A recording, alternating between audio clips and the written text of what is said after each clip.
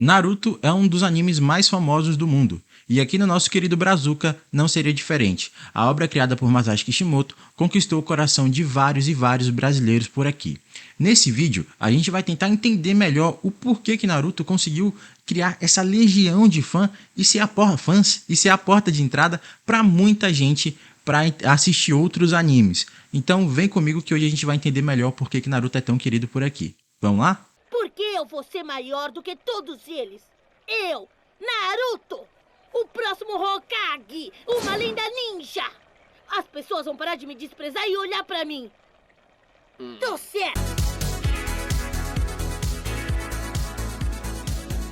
Olá, eu sou o Luan e seja bem-vindo ao Mundo do Lua, aqui onde animes e mangás têm sempre espaço para o debate e uma boa conversa. Antes de continuarmos com o vídeo, não esquece de curtir, comentar e compartilhar, porque ajuda muito o meu trabalho que está começando aqui na plataforma, e compartilha para seus amigos que também gostam de Naruto, né, que são naruteiros, digamos assim, e, cara, compartilha aí, me ajuda aí, porque, como eu já falei, o seu apoio, o seu like, a sua curtida, o seu compartilhamento, o seu comentário também aqui embaixo é muito importante pro meu trabalho. Agora chega de conversa fiada e vamos pro vídeo.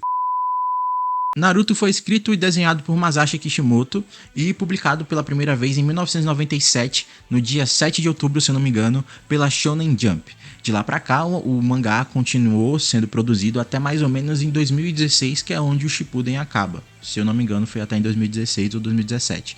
Não, deve ter ido até 2016 mesmo, porque o anime acabou em 2017. Mas enfim, aqui no Brasil, o anime chegou pela primeira vez 5 anos depois do seu primeiro episódio lançado na TV Tóquio. Inclusive, informações que estavam faltando, o anime foi produzido, criado pelo estúdio Pierrot, animado pelo estúdio Pierrot e transmitido pela TV Tóquio. 5 anos depois, chega na Cartoon Network e nesse mesmo ano, que é o ano de 2007, entra para SBT, chegando até mesmo a ocupar o horário nobre dos desenhos animados, que era o horário das 11h30. E a partir daí, Naruto criou uma legião de fãs pelo Brasil inteiro, talvez, ouso a dizer, sendo um dos animes, se não o anime mais conhecido pelo país. E aí você vai falar, mas tem Dragon Ball e tem Cavaleiro do Zodíaco. Para as pessoas que são dos anos 90, e eu vou poder explicar isso melhor, nos tópicos que eu vou apresentar, seja realmente Dragon Ball e Cavaleiro do Zodíaco, ou Inuyasha, ou Yu Yu Hakusho, que tenha conversado com eles no período da sua infância. Mas em nível de popularidade, é inegável que Naruto fez bastante sucesso e provavelmente com alta chance seja o anime mais conhecido em todo o território nacional. Mas para eu poder defender melhor o que eu estou apresentando na minha teoria, vamos para os pontos. O primeiro ponto importante aqui é que Naruto acompanha uma geração. E com uma geração eu estou me referindo especificamente à geração Z, que é de 1995 até mais ou menos 2010 ali, final de 2010. É um tamanho grande, vocês podem perceber que é muita gente que nasceu nesse período, é toda uma geração, e essa geração pode acompanhar Naruto em suas diferentes idades. Por exemplo, eu acompanhei Naruto entre 7 e 8 anos de idade, meu primeiro contato com Naruto foi entre 7 e 8 anos de idade, na SBT, assistindo desenho animado. Eu estudava à tarde, então eu consegui assistir e foi uma obra que me pegou logo de cara. E outras pessoas, então quem nasceu em 95, tinha 13, 12 anos de idade nesse período, então também assistia Naruto, gostava de Naruto. Obviamente cada idade, cada pessoa que nasceu dentro desse período teve um contato com Naruto em determinada idade, em determinados momentos, em determinadas circunstâncias.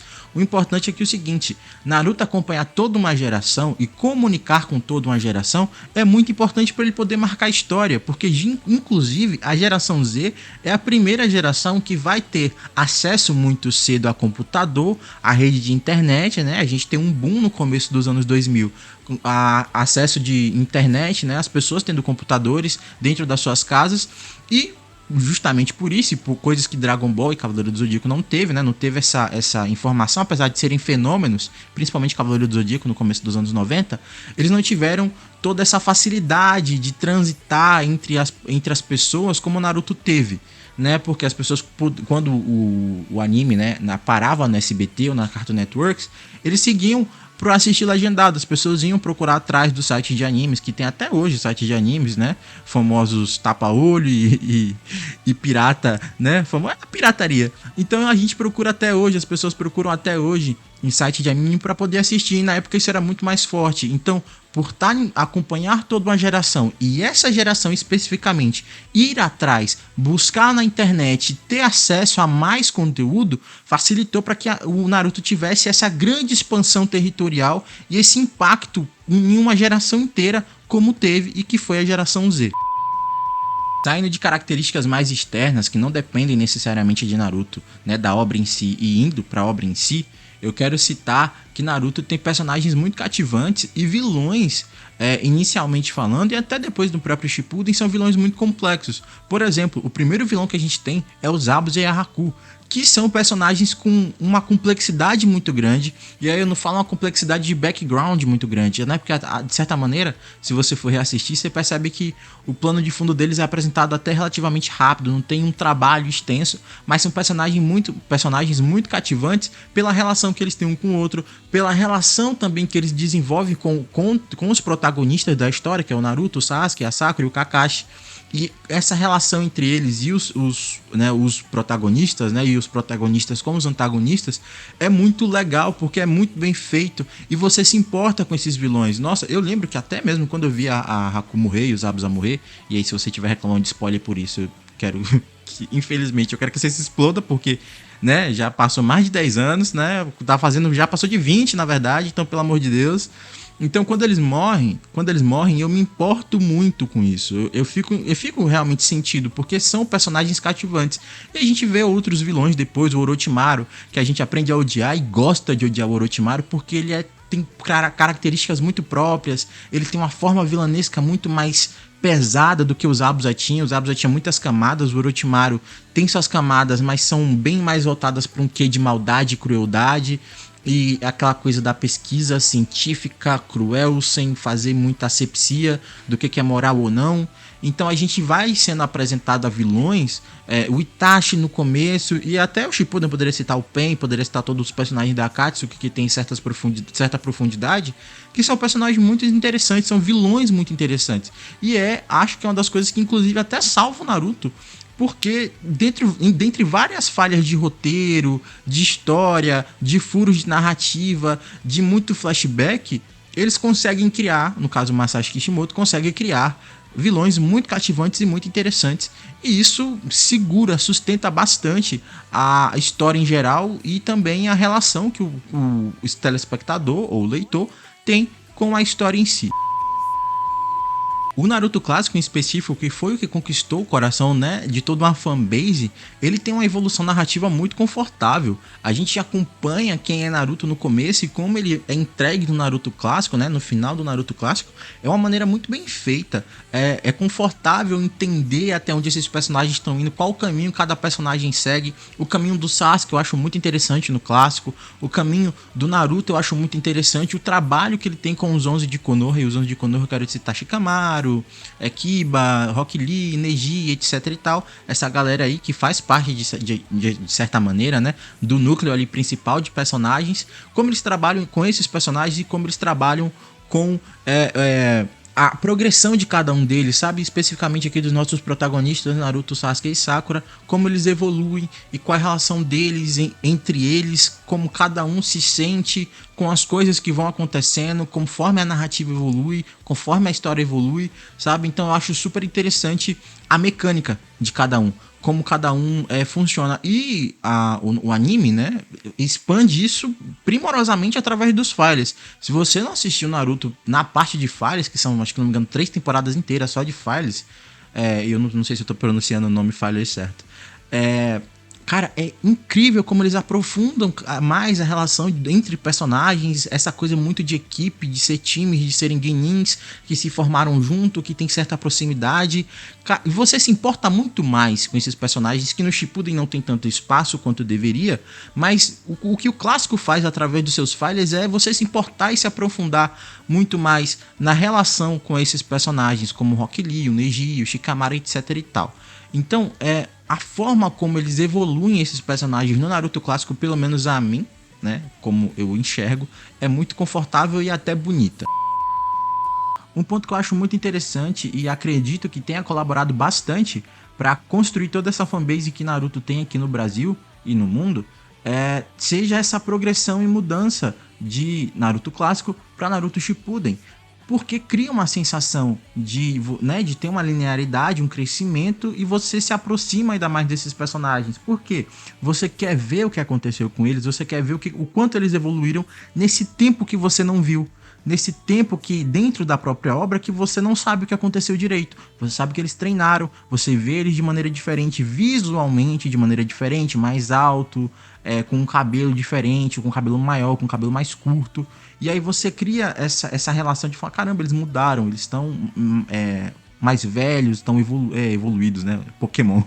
Eles estão diferentes porque eles amadureceram em determinado ponto, e a gente percebe isso até no próprio Naruto, que tem uma essência meio idiota, meio imbecil ali, mas evolui de certa maneira, consegue compreender melhor, tem uma teimosia para determinadas coisas que ele tinha antes, que ele não tem no Shippuden. Ele já apresenta uma certa maturidade também em batalha, de não agir tão impulsivamente, apesar de que não dura muito essa coisa dele ser impulsivo em batalha e de agir de maneira que quer, mas ele também vai evoluindo isso no próprio Shippuden, né, de ser um pouco mais analítico na hora de lutar, né, uma coisa que Kakashi falava pra ele pelo menos há uns 3 anos. Então eu acho super interessante como essa progressão, essa mudança de fase, de ter personagens que estavam mais imaturos, estavam pré-adolescentes e tão mais velhos, muito legal, porque faz um paralelo também para quem tá assistindo. Faz um paralelo, mesmo que não seja devidamente proporcional, às pessoas que estão assistindo e que cresceram também, sabe? Que cresceram e viram Naruto. É claro que eu comecei a assistir Naruto em 2007. Em 2007 o Shippuden já estava começando a ser lançado. Eu só fui assistir Naruto realmente, acompanhar o Shippuden lá pra 2010. E aí eu fui assistindo. Quando o Naruto terminou, eu já tinha 16 anos e eu já tava acompanhando, né, essa obra. Mas ainda assim, vamos lá, né? Eu saí de 7 anos de idade para 16 anos de idade. Então foi uma mudança brusca. Eu saí de uma criança para um adolescente que acompanhou. E o anime eu assisti foi até 2017, né? O mangá acabou em 2016 e eu já tava lendo o mangá, desculpa. O mangá acabou em 2016 e eu estava acompanhando o mangá, e o anime eu acompanhei até 2017. Então eu tive essa progressão também, essa evolução de uma pessoa que assistiu, leu e cresceu junto com a obra. Então ver essa transição cria também essa relação paralela de os personagens estão crescendo e eu também estou crescendo. Outro ponto muito importante, que é um ponto que eu acho que eu deixei por último, que eu acho que é o ponto mais forte que Naruto teve para criar uma fanbase grande no Brasil e nos outros lugares do mundo, é que Naruto, os dramas que Naruto tem, que a obra de Naruto tem, se comunica muito com o emocional de quem assiste. Vamos começar pelo protagonista, que é um moleque que, né, não tem pai, não tem mãe, é desgarrado, a aldeia que ele mora tem nojo dele, despreza ele profundamente, porque ele tem uma criatura, um ser demoníaco, digamos assim, que vive dentro dele e que ele não escolheu, que ele não teve opção, foi impelido, foi obrigado, ele nasceu daquele jeito. Então ele vive num mundo de completo desprezo o tempo todo, e ele usa de certa revolta, rebeldia para poder se rebelar contra essas pessoas, se rebelar contra esse ódio, esse desprezo que as pessoas têm dele, e aos poucos ele vai mudando a visão, e isso já mais velho, a visão que as pessoas têm dele, como pessoa e como shinobi. E aqui também a gente tem o exemplo do Sasuke, que foi um garoto que teve toda a sua família, o seu clã completamente assassinado, né? Foi uma chacina em massa da sua família, feito pelo seu próprio irmão mais velho, que isso impacta diretamente na psique do indivíduo. Então, apesar da gente achar ele meio emo, como eu achava na época, eu entendia o lado dele ser assim, o porquê que ele foi daquele jeito, porque aconteceu várias coisas para ele ser daquele jeito. Então até a própria Sakura, com aquela questão dos sentimentos dela, apesar de eu achar muito caricato e estereotipado, né, essa personagem feminina nesse lugar de fragilidade, a Sakura também tem suas profundidades, tem essa coisa dela se achar inútil, dela tá sempre atrás dos seus amigos, dela nunca tá podendo estar junto ali com eles. Isso segue até no Naruto Shippuden depois, por muito tempo, acho que é tempo até demais. E é isso, assim, a forma como eles se comunicam, a relação do Shikamaru com a perda e luto no Shippuden, que é de uma profundidade incrível. Tem uma cena do Shikamaru conversando com o pai dele, que eu acho, assim, completamente linda, de uma dramaticidade muito profunda, que toca no coração. E o Kakashi em relação ao pai dele, a relação do Naruto quando ele descobre quem são seus pais, a relação da Tsunade também em relação à sua hemofobia, que é aquela fobia de sangue, né, que é construída quando ela é apresentada naquele arco que ela é apresentada, a relação de perda também, luto. Eu acho muito interessante porque são dramas e são arcos dramáticos que falam diretamente com a gente e com o nosso emocional e faz com que a gente se importe muito mais com esses personagens. E aí, para finalizar, é exatamente esse ponto que eu quero trazer. Naruto é imperfeito, é uma obra cheia de problemas de narrativa, como eu já falei anteriormente, se repete muito, traz flashbacks completamente desnecessários que ninguém pediu, terminou de uma maneira muito feia, se perdeu demais, esqueceu o nível de escala que ele tinha que trabalhar, escalou para níveis absurdos que não combinavam com a proposta da obra, e tem vários e vários defeitos, imensos defeitos que eu poderia ficar aqui e fazer outro vídeo separado só de por que Naruto você não deveria assistir Naruto. Mas o que é importante no final é que Naruto conseguiu criar em quem leu e assistiu um sentimento de relação, não só com a obra em geral, mas com seus personagens. Cria um sentimento até de certa amizade com esses personagens. Então, mesmo não sendo o seu anime favorito, como não é o meu anime favorito, eu revisito Naruto, porque eu acho que primeiro que ocupa esse lugar afetivo da gente ter assistido quando era criança, ou quando era pré-adolescente ou adolescente, né, ou em todas essas fases juntas, como foi o meu caso, mas também porque foram personagens que eu acabei me relacionando, que eu acabei tendo empatia, que eu acabei aprendendo a gostar. E eu acho isso de uma primazia, digamos, de uma qualidade de construção muito bem feita. Uma pena que, né, novamente falando, Masashi Kishimoto acabou se perdendo. E em Boruto eu não vou nem citar, porque Boruto já é a perdição completa. Já começou meio perdido, sendo que tinha uma oportunidade de ouro de corrigir aquilo que a sua obra antecessora acabou pecando, que foi justamente nas escalas de poder e como se apresentam essas escalas de poder. A gente em Boruto tá tendo uma coisa absurda, que quando você olha para Naruto clássico, você acaba não entendendo como é que chegou até lá. Mas eu sinto que é um problema em geral dos shounens, de maneira em geral, de sempre estar escalonando o vilão mais perigoso do que o outro. Quando a gente poderia ter vilões mais carismáticos e mais profundos do que outros, sabe? Não necessariamente em escala de poder, mas sim em construção. É isso, eu espero que vocês tenham gostado desse vídeo, eu espero que vocês tenham curtido a forma como que eu coloquei aqui, a ideia tenha alcançado vocês do porquê que Naruto tem tantos fãs. Eu gostei muito de gravar esse vídeo aqui, eu achei bem interessante, eu coloquei uns tópicos, eu nem fiz muito roteiro, porque também falar de Naruto é falar de uma coisa muito particular, né? Uma coisa que também fala comigo. E eu quero também saber como é que vocês assistiram Naruto, como é que vocês se relacionaram com Naruto, qual foi a sua trajetória, como é que você começou a assistir o clássico, como é que você assistiu o Shippuden, como é que você alcançou esses lugares, quais são os seus jogos de Naruto favorito. Deixa tudo aí nos seus comentários. Mais uma vez, muito obrigado por terem chegado até aqui, terem assistido o vídeo. Um forte abraço e até a próxima.